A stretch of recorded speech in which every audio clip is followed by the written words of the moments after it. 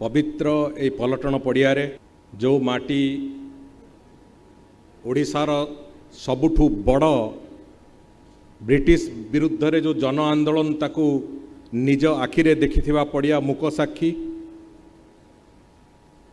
एवं बाणपुर माटीर जो कृतित्व थिला पाइक विद्रोह रे 3 दिन धरिकी बाणपुर माटी से समय रे 1834 मसीह ब्रिटिश राजशक्ति हाथरू निजको स्वाधीन घोषणा करितला से पवित्र माटी रे आज एक महान कार्य होबाको जाउछि। आज आमर ए अंचलर सौभाग्य निश्चित भाव में जेतेबेले कैबिनेट रे ए बाबद रे चर्चा आरंभ होला माननीय मुख्यमंत्री जेतेबेले तांकर इच्छा को सेठी परिप्रकाश कले समस्त आगे रे जे जदि प्राथमिक शिक्षा को आमे गुरुत्व न दबा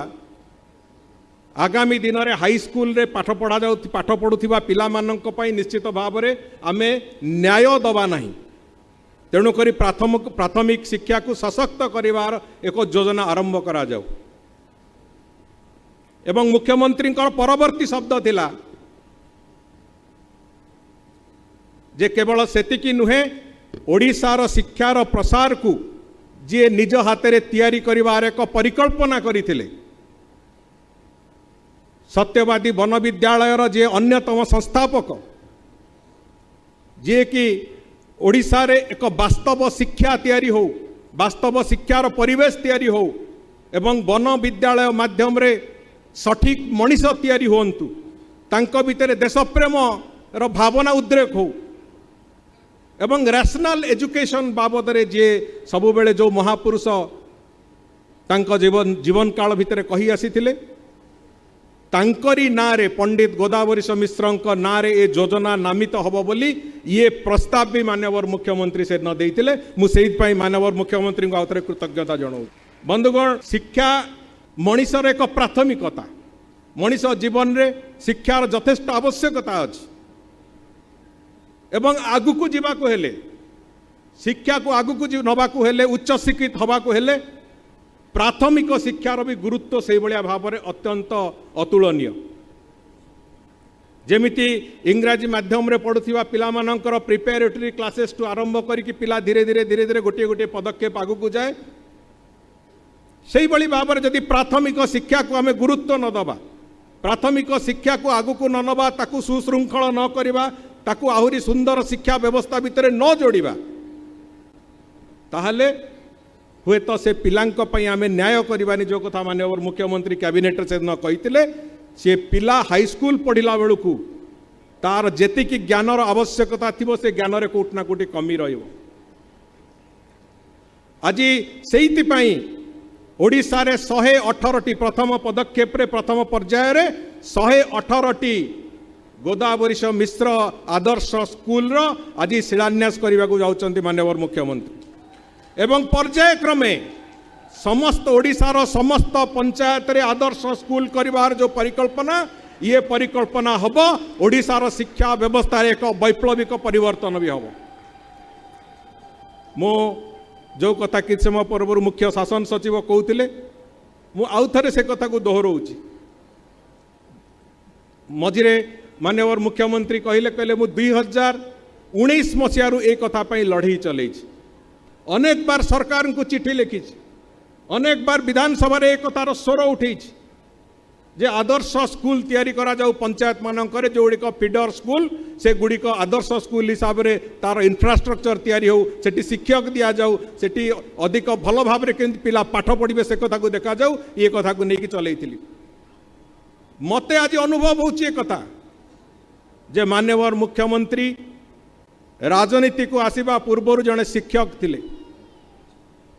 जड़े शिक्षक निजर छात्र मानू आहुरी केते अधिक पाठ पढ़ेवा शिक्षा दबार व्यवस्था को सुगम करवा जड़े शिक्षक भाव में निज भितर जो अनुशीलन करिसंती अनेक समय रे जहाँ से स्वप्न देखी भाया व्यवस्था हेले हुए तो प्राथमिक शिक्षा पाउथिबा पिला माने आगामी दिन में सुशिक्षित होगी बाहर आगामी पीढ़ी आहरी अधिक सुशिक्षित हम मते कोट ना कोटी लगुच जे तांको भितर थिबा से शिक्षक रो मनोवृत्ति आज ए योजना को आनी लोकलोचन में ठिया कर सक्षम है। बंधुगण आज गोटे कथा मु कहवाक चाहिए आमे विकसित ओडिशा 2036 मसीह एवं माननीय प्रधानमंत्री आह्वान विकसित भारत वर्ष 2047 मसीह देखा बोली आमे स्वप्न देखा आरंभ कर से स्वप्न को साकार करने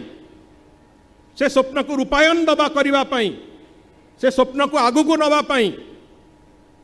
किए ताकू सांगरे नहीं चलो।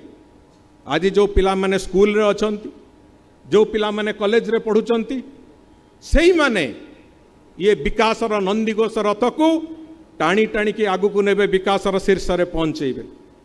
विकसित ओडिशा हेला परे तापरे जो बड़ गुरु दायित्व तापरे भी रहिबो से विकासर समस्त धारा को जो माने सांगरे नहीं कि चलिबे से माने होचंती आज स्कूल कॉलेज रे पाठ पढ़ुथिबा पिला माने सेमानंकु समस्तंकु सक्षम करेबा योग्य करेबा वास्तव मनीष करके ठिया करेबा से जो मनीष तैयारी कारखानार आवश्यकता अच्छी ताकू आखि आगे रखिके पंडित गोदावरी मिश्र आदर्श स्कूल योजना प्रारंभ हो स्कूल मानकर जो आवश्यकता infrastructure teaching atmosphere good teachers एवं इनोवेशन इन एजुकेशन ये चारोटी दिग को स्वयं संपूर्ण करने एथिरे व्यवस्था होती। तेणुक मु निश्चित भाव में मोर कृतज्ञता जनाऊँगी एवं मोर संपूर्ण विश्वास अच्छी आमे पिला बेले जो भली भाव में पढ़ुलु जो निष्ठा थिला हुए तो साधन नथिला स्कूल मानकरे किंतु शिक्षक मानक भितर जो निष्ठा थिला स्कूल मानकरे जो भली भाव परिवेश थिला से हजि जाइथिबा शिक्षा व्यवस्था एवं नूतन शिक्षा नीति को एकाठी करिकी